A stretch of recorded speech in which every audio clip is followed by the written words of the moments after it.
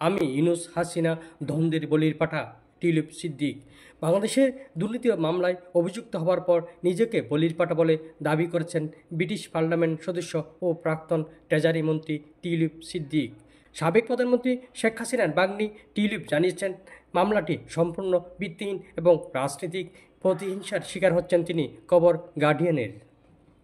এই লেবার পার্টির নেত্রী জানান, ঢাকার পূর্বাঞ্চলে জমি বরাদ্দের প্রভাব খাটানোর অভিযোগ তাকে ও আরও 20 জনকে আনুষ্ঠানিকভাবে অভিযুক্ত করা হয়েছে। মামলার শুনানি 11ই আগস্ট ধার্য করা হয়েছে।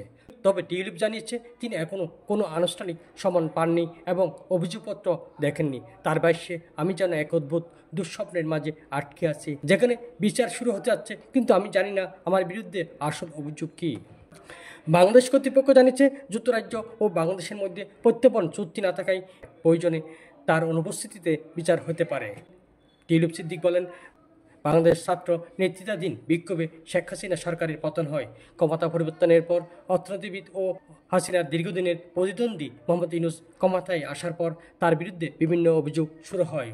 টিউলিপ অভিযোগ করেন, বাংলাদেশে ক্ষমতা পরিবর্তনের পর নোংরা রাজনীতি তার উপর চালানো হচ্ছে। তার কথায়, এটি মোহাম্মদ ইউনূস ও আমার খালা শেখ হাসিনার মধ্যে রাজনৈতিক দ্বন্দ্বের ফলাফল, আর আমি এর বলি হয়েছি।